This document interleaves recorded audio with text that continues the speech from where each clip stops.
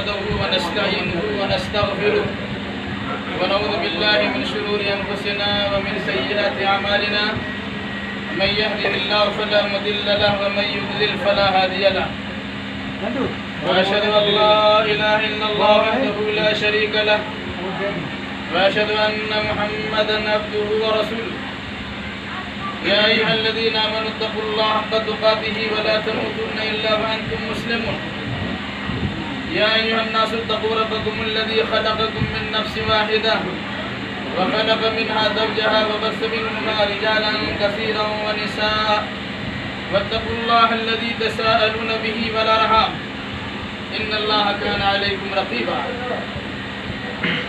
يا أيها الذين آمنوا اتقوا الله وقولوا قولا سديدا يصلح لكم أعمالكم ويغفر لكم ذنوبكم ومن يطع الله ورسوله فقد فاز فوزا عظيما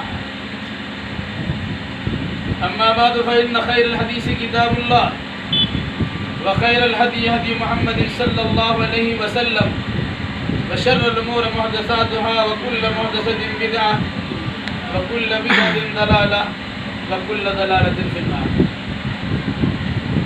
بزرگوں، نوجوان ساتھیوں، ابھی جو خطبہ آپ کے سامنے پڑھا گیا ہے، حدیثوں میں اس خطبے کا نام ہے خطبۃ الحاجہ، یعنی ضرورت کے وقت پڑھا جانے والا خطبہ. اللہ کے نبی محمد الرسول اللہ صلی اللہ علیہ وسلم کا دستور تھا جب بھی کسی وعظ و نصیحت کی مجلس میں تشریف فرما ہوتے تھے تو سب سے پہلے آپ یہ خطبہ پڑھتے تھے اور اس کے بعد حالات کی مناسبت سے آپ کا بیان ہوتا تھا. اسی طریقے سے عیدین کے موقع پر بھی اللہ کے نبی صلی اللہ علیہ وسلم کا دستور تھا کہ پہلے آپ یہ خطبہ پڑھتے تھے اور پھر اس کے بعد عیدین کے احکام و مسائل بیان کیا کرتے. اسی طریقے سے جمعہ کے دن بھی اللہ کے نبی صلی اللہ علیہ وسلم کی سنت تھی کہ پہلے آپ یہ خطبہ مسنونہ پڑھتے تھے اور پھر اس کے بعد حالات حاضرہ بر سیر حاصل خطاب آپ کا ہوا کرتا. اور اسی طریقے سے نکاح کی تقریب میں بھی اللہ کے نبی صلی اللہ علیہ وسلم کا طریقہ تھا کہ پہلے آپ یہ خطبہ پڑھا کرتے تھے اور پھر اس کے بعد ایجاب و قبول کی باری آتی. یہی وجہ ہے کہ آج بھی پوری دنیا میں جہاں کہیں نکاح کی تقریب منعقد ہوتی ہے، قاضی صاحب کی زبانی کہیں کھڑا ہو کر، کہیں بیٹھ کر، کہیں آہستہ سے، کہیں زور سے یہ خطبہ ضرور پڑھا اور سنایا ہے. آخر اس خطبہ میں کیا کہا گیا ہے؟ لمبی چوڑی تقریر نہیں، صرف اس کا خلاصہ اور مفہوم آپ کے سامنے رکھا جاتا ہے تاکہ یہ سمجھنے میں آسانی ہو کہ دین کی بنیادی باتوں سے اللہ کے نبی صلی اللہ علیہ وسلم نے کسی بھی مجلس کو محروم نہیں رکھا. اس خطبہ میں سب سے پہلے اللہ کی تعریف کی گئی ہے، اللہ سے مدد مانگی گئی ہے، اللہ سے مغفرت کا سوال کیا گیا ہے، اعمال کی خرابی سے اور نفس کی شرارت سے اللہ کی پناہ چاہیے گئی. پھر اس حقیقت کا اظہار کیا گیا ہے کہ اللہ جسے ہدایت دینا چاہے اسے کوئی گمراہ نہیں کر سکتا، اور اگر کسی بدنصیب انسان کے لیے اللہ نے ہدایت کا دروازہ بند کر دیا ہو تو دنیا کے سارے مصلحین و مبلغین مل کر بھی اس کی اصلاح نہیں کر سکتے. اس کے بعد اس کلمے کا اظہار ہے کہ جس کے قرار کرنے کے نتیجے میں ایک غیر مسلم مسلمانوں کی جماعت میں شامل ہوا تھا. وہ کلمہ کیا ہے؟ اشہد ان لا الہ الا اللہ وحدہ لا شریک لہ واشہد ان محمدا عبدہ ورسولہ.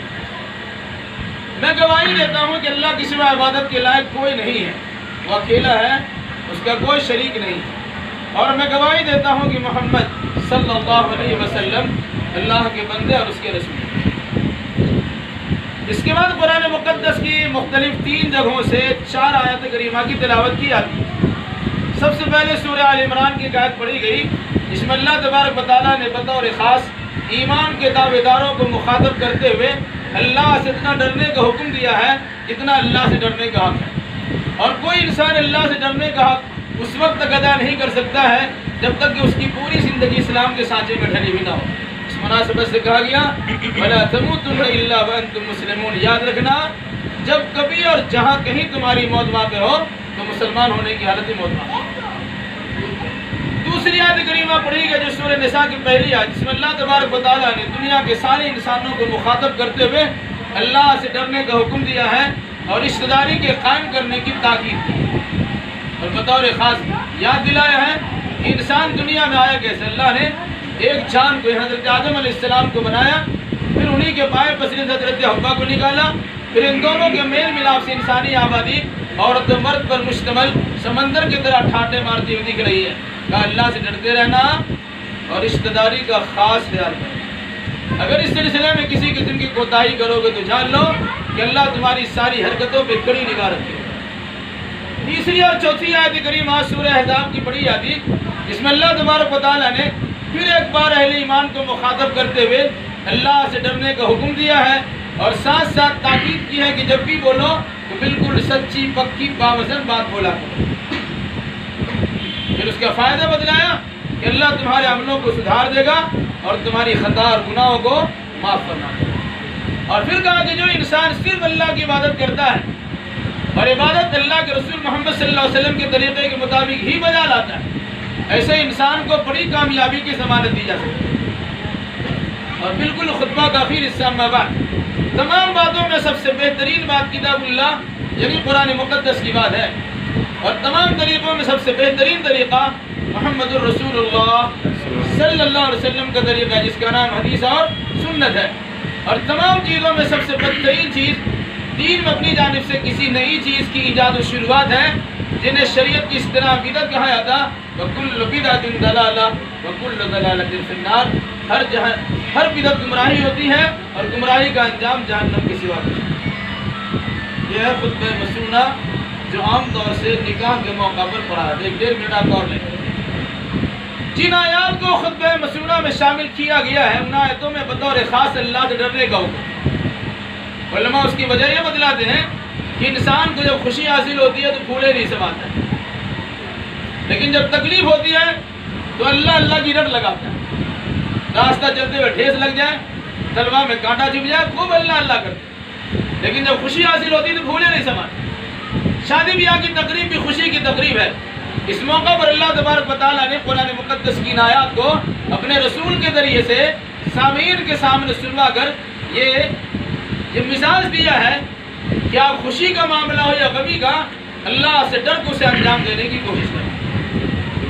اسی خطبہ کی آیت میں جہاں نئی زندگی کی شروعات ہو رہی ہے وہی اللہ تبارک و تعالیٰ موت کو بھی یاد دلا رہے ہیں۔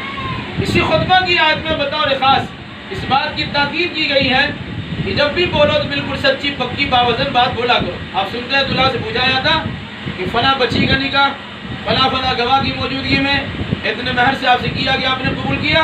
لڑکا کہتا میں نے قبول کیا۔ قرآن کہتا کیا کہہ رہے ہو، ذرا سوچ سمجھ کے کہو۔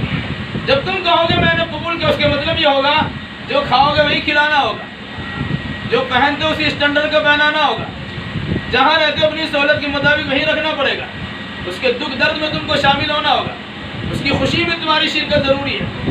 ان تمام تر ذمہ داریوں کو نبھانے کے لیے تیار ہو تو مرد کی طرح لوگوں کی موجودگی مجمع عام میں کہو کہ میں نے قبول کیا۔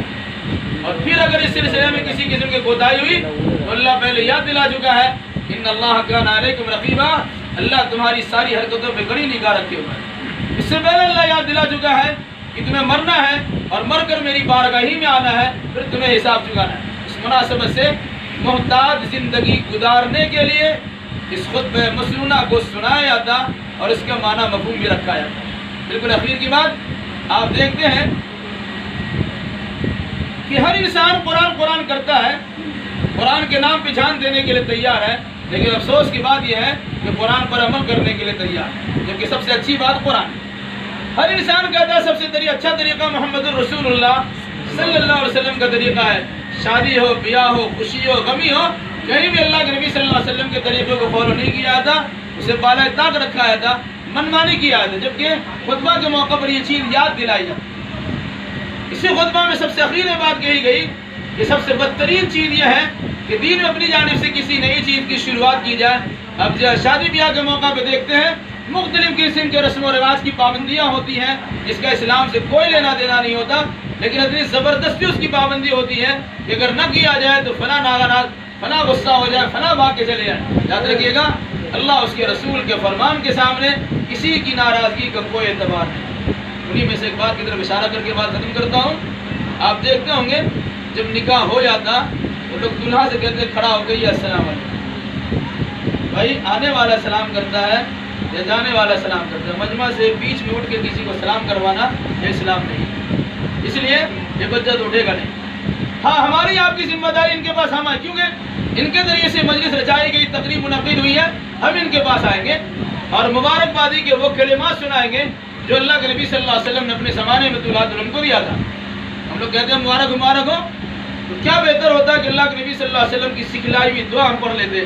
بارک اللہ لک وبارک علیک وجمع بینکما فی خیر. اللہ برکت دے، برکت کی موسلادھار بارش برسائے، خیر اور دین کے معاملات میں آپ دونوں کے دلوں کو جوڑ کے رکھیے. یہ مبارکبادی کلمات جو اللہ کے نبی صلی اللہ علیہ وسلم نے اپنے زمانے میں دولت علم کو دیا تھا، آپ بھی انہیں کلمات کے ذریعے سے انہیں مبارکبادی پیش کریں گے. اللہ سے دعا کہ الہ العالمین جو نکاح ابھی پڑھایا جا رہا ہے تو اپنے فضل و کرم سے اسے مسعود میمون اور بابرکت بنا دیں.